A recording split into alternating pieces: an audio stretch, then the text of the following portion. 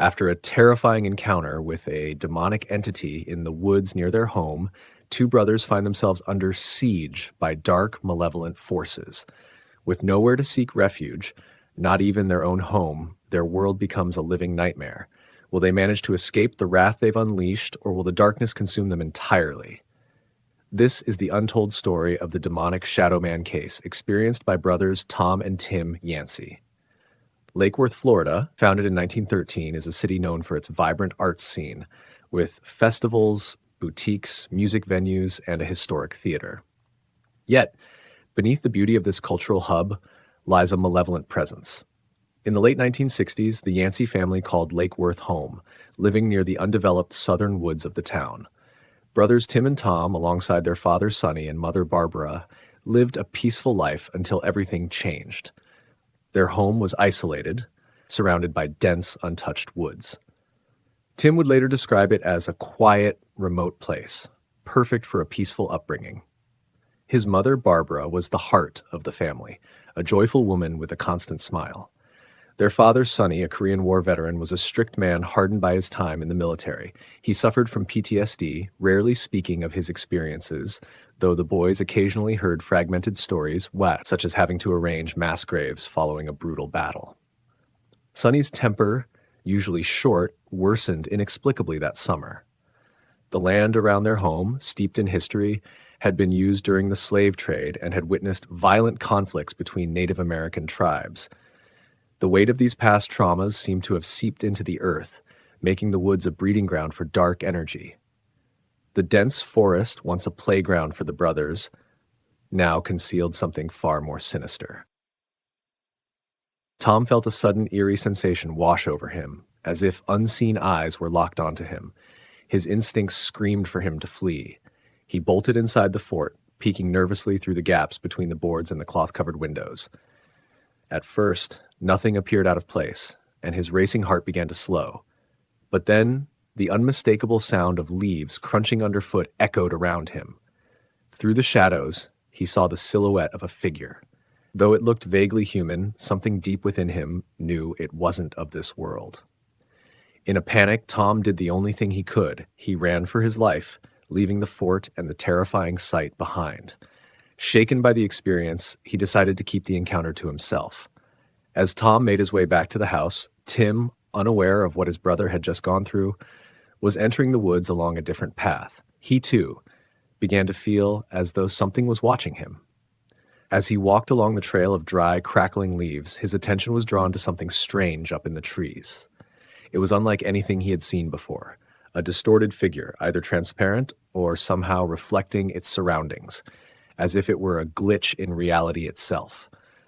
As Tim stared in horror, the creature began to descend the tree, landing in front of him with a heavy thud, only feet away.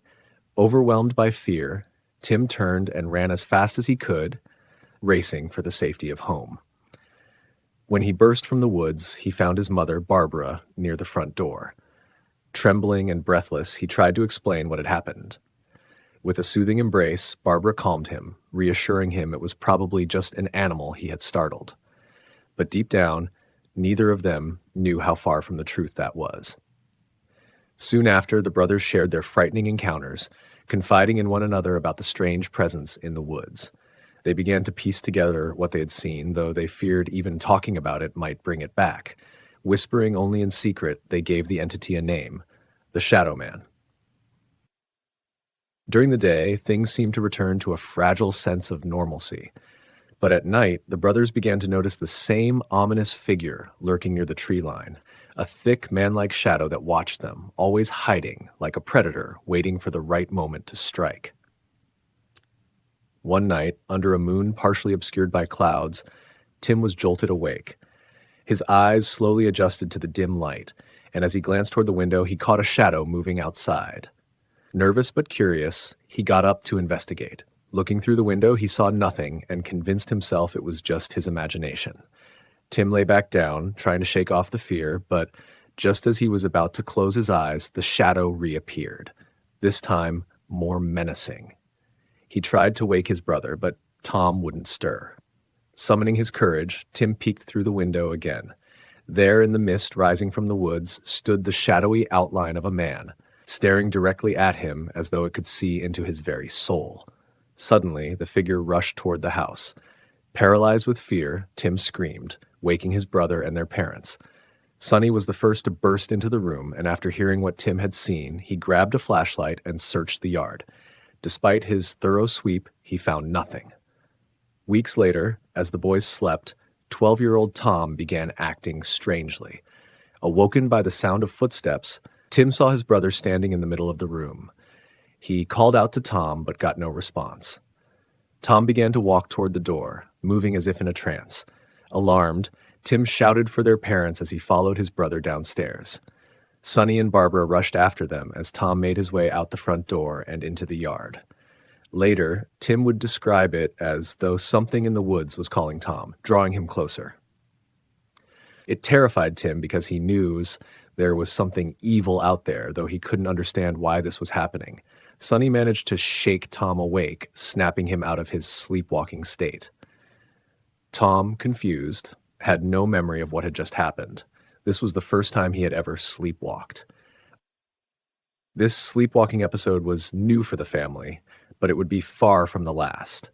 Over the next several weeks, Tom continued to sleepwalk, often wandering off without the others noticing until it was too late. He would wake up in strange places, near the lake or deep in the ominous woods. His parents, growing concerned, began implementing various measures to keep him from leaving the house at night. They locked his bedroom door and even stacked chairs in front of it, hoping it would prevent Tom from escaping during one of his nocturnal episodes. But Tom seemed to possess an uncanny ability to maneuver around these obstacles. One night, as the family slept, Tom once again began trying to unlock the door. This time, he woke Tim in the process. Afraid their father would hear and get angry, Tim tried to rouse Tom from his sleepwalking state. As Tim whispered to his brother, something strange happened.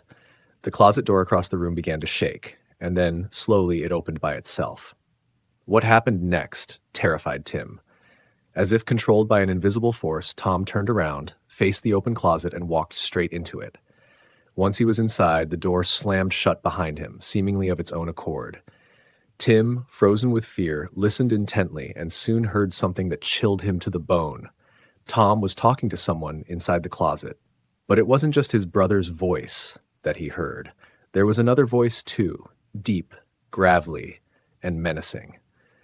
Terrified, Tim finally summoned the courage to call out to their parents. Sonny and Barbara rushed to the room, pushing aside the stacked chairs and bursting through the door. Tim pointed toward the closet, telling them that Tom was inside. When they opened the door, they found Tom sitting on the floor, apparently awake but confused. When they asked him what had happened, all he could say was that there was a man in the closet with him.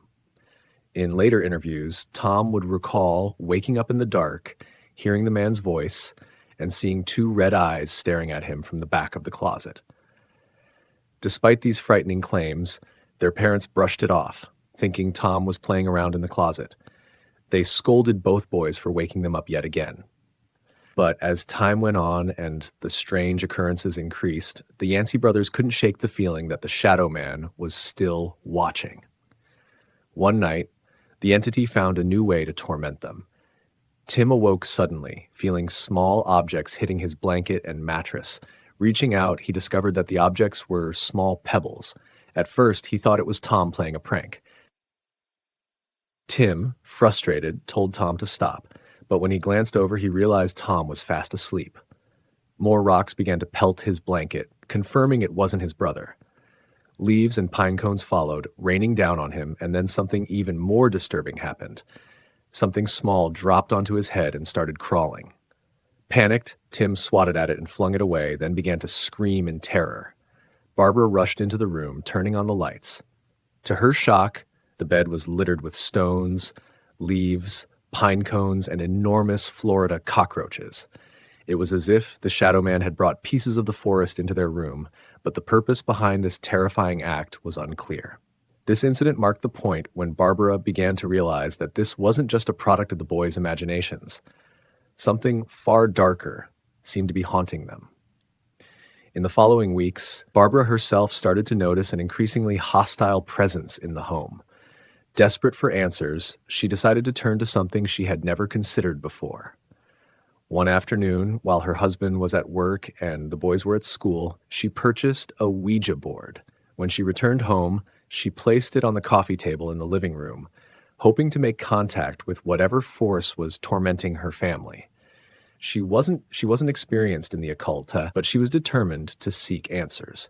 She asked questions, but the board remained silent.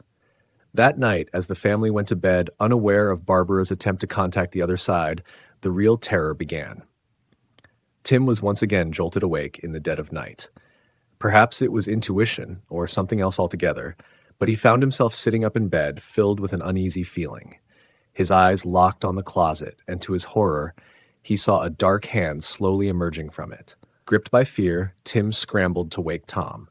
When Tom looked in the same direction, he too saw the hand, then a figure slowly unfolding from the darkness. The shadowy figure crept out of the closet, its red eyes glowing menacingly. It cast its shadow across the wall and, to the boys' utter disbelief, began crawling horizontally along the wall, moving toward them. The brothers were frozen in terror, completely shaken by what they were witnessing. The boys screamed for their parents as the shadowy figure vanished into thin air, as if it had never been there at all. Panicked, they bolted from their bedroom and made their way to their parents' room. Despite their fear of their father's temper, they would rather face his wrath than the terror of the Shadowman. Knocking hesitantly, Tim opened the door, leading the way for his brother. "He's back. The man was on the wall, like a fly," Tim exclaimed. This bizarre statement, paired with the boys' sleepless nights, pushed Sonny over the edge. He erupted, telling the boys there was no man, just the boogeyman, an ominous figure who punished bad children. "If you're good," Sonny growled, "he'll leave you alone." Tears welled up in Tim's eyes as they were sent back to their room. Later, Tim would reflect on that moment, haunted by the belief that he had done something wrong. I felt like I must have been a bad kid and that this thing came to punish me. It stayed with me my whole life. I didn't know what I'd done to deserve it." From that night onward, the boys kept their terrifying encounters with the Shadowman to themselves. However, the presence seemed to grow stronger, feeding off their silence. Sonny, too, became angrier, his rage seemingly fueled by the negative energy surrounding the family. Tim later remarked, "He didn't understand what was happening in the house. It caused dysfunction, and somehow the entity fed off that negativity. It was like it attached itself to us, thriving on the chaos it created." As time passed, the tension in the house remained, and the Shadowman continued to haunt the boys in the shadows. On Christmas Eve, the brothers found themselves unable to sleep, excited about the holiday. Like mischievous children often do, they snuck downstairs to peek at the presents under the tree. Their parents were none the wiser to their quiet escapade. But as they admired the Christmas decorations, a loud, booming knock echoed from upstairs. Startled, the boys froze, trying to make sense of the sound. It wasn't long before they realized the knocking was coming from their bedroom.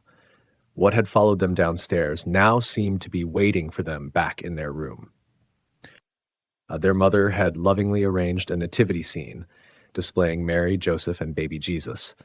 But as the banging from upstairs intensified, the delicate figures began to tremble. Moments later, the entire display shook violently before crashing to the floor, the porcelain shattering into countless pieces. The noise of the breaking nativity figures only added to the cacophony reverberating through the house. Then, cutting through the chaos, came the heavy footsteps of their father as he descended the stairs. The boys were trapped. Sonny was furious. When he saw the shattered figures scattered across the floor, his anger escalated.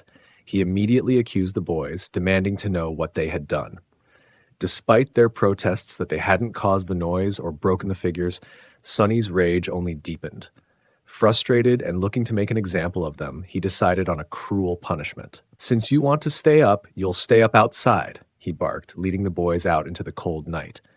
He marched them to the yard, right near the ominous tree line of the forest. "I'm going to get a good night's sleep. You're staying out here all night," he said, leaving them alone in the biting cold. Unknowingly, Sonny had delivered his sons into the arms of perdition. The air was frigid and the cold gnawed at their skin as a large moon hovered above, casting eerie shadows. The leaves rustled softly around them, and despite their best efforts to comfort each other, the brothers were paralyzed with fear. As they stood in the darkness, the chilling silence was broken by the unmistakable sound of footsteps crunching through the leaves behind them. They turned around, their hearts pounding, only to be confronted by the Shadowman once more. Overcome with terror, they screamed for their mother as they raced back toward the house, scrambling up the deck and begging to be let inside. Finally, their mother, Barbara, woke up, furious at her husband for such a cruel punishment. Especially knowing the strange forces at work that they couldn't fully understand, she forced Sonny to come with her and bring the boys back inside. In later interviews, Tim recalled the harrowing experience. "My father's anger kept growing, and he'd blame us for everything. The punishment was always severe. It felt like this monster wanted more anger, more chaos, more depression. Every day, the situation grew worse." The family's bleak existence continued, day after day.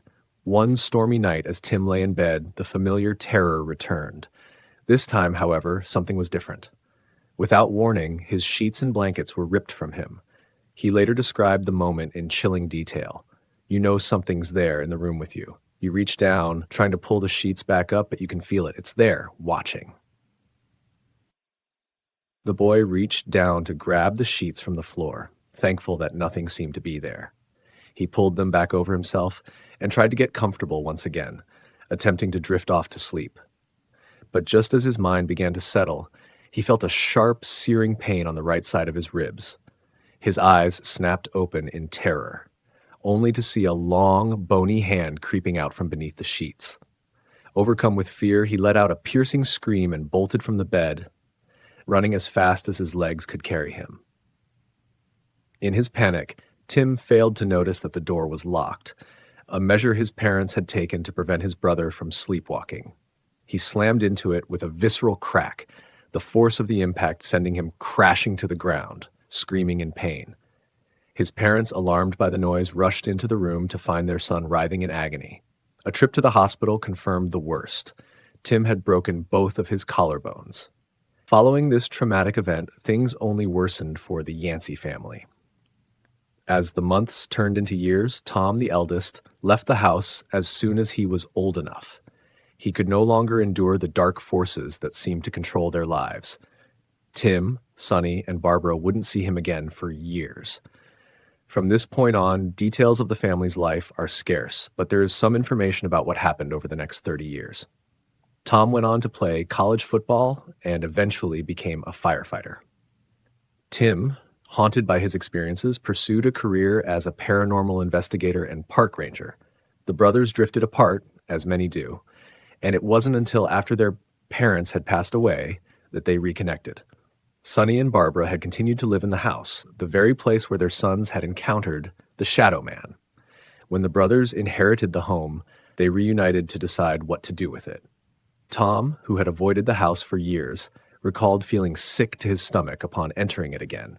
He described it as a sickening, evil feeling that lingered throughout the place. During their discussions, Tim made it clear that he wanted to move back into the house with his wife and reclaim it. After coming to an agreement, that's exactly what he did. His goal was to cleanse the home and rid it of the ominous presence that had plagued their family for so long. Before moving in, Tim reached out to his friend Roy Hall, an expert in violent hauntings. Roy believed the entity was demonic in nature, feeding on the dysfunction in the family, particularly stemming from Tim's father, Sonny. A Korean War veteran, Sonny had likely endured the horrors of war and suffered from PTSD, which Roy believed made him vulnerable to the entity. The Shadowman, according to Roy, had exploited this, using it as a doorway into their lives. One dreary, rainy afternoon, Roy and Tim entered the house together, determined to cleanse it once and for all. As soon as they stepped inside, Roy could feel the thick, oppressive atmosphere. Without hesitation, he began lighting incense and reciting prayers, moving from room to room in an effort to drive the entity away. The presence felt strongest in Tim and Tom's old bedroom, where so many terrifying events had unfolded. Calling upon God, they asked for the house to be freed from the evil that had taken root there. The cleansing ritual took about an hour, and afterward, the atmosphere in the house seemed to change dramatically. Tim recalled that everything felt different, much lighter, as though the oppressive negative energy had finally been displaced. In August of 2009, Tim, his wife Trish, and their son Gabriel moved into the Lakewood, Florida home. While they never encountered anything as extreme as what Tim and Tom had experienced during their childhood, there was still an unsettling feeling that lingered just beneath the surface, an undercurrent of malevolence that seemed to quietly persist. As I reflect on the Yancey family's haunting, it's clear that the dysfunction within the household was likely far worse than what was publicly portrayed. To what extent, I can't be certain, despite my best efforts to dig deep into the details of the case. Both Tim and Tom are still alive, with Tim continuing to serve as a consultant to various paranormal investigation groups across the country. Their story is undoubtedly a terrifying and harrowing one, though it may feel somewhat anticlimactic to some. As we know, real-life encounters with the supernatural don't always conclude with a dramatic confrontation or final resolution. Several questions remain unanswered. What exactly was the Shadowman? Was it a demon feeding off the vulnerabilities of the Yancey family, particularly Sonny's trauma and anger? Did it thrive on the chaos and dysfunction within the household, using it as a means to sustain itself? And though the family members seem to have moved on with their lives, how has surviving such a haunting affected Tim and Tom on a daily basis? Do they still think about it as I do with my own experiences? These are questions I may never have the answers to. One thing is clear. There was something dark and malevolent lurking in the woodlands surrounding the Yancey home, something that stalked its prey like a predator. While it may seem dormant for now, there's always the possibility that these malevolent entities are still out there, watching, waiting for the perfect moment to strike again. And who knows? The next victim could be anyone, maybe even you. Thank you all for watching this video. Let me know what you think down in the comments below. And if there are any cases you'd like me to research and uncover, feel free to share them with me. Don't forget to like this video and subscribe with notifications turned on so you never miss an upload. As for the channel, numbers are still down, but we're slowly and steadily making a comeback. To everyone who's been supporting me, watching regularly, interacting, and sharing, thank you all so much. You're the best, and I truly appreciate each and every one of you. Please stay safe out there, take care, and I'll see you in the next video.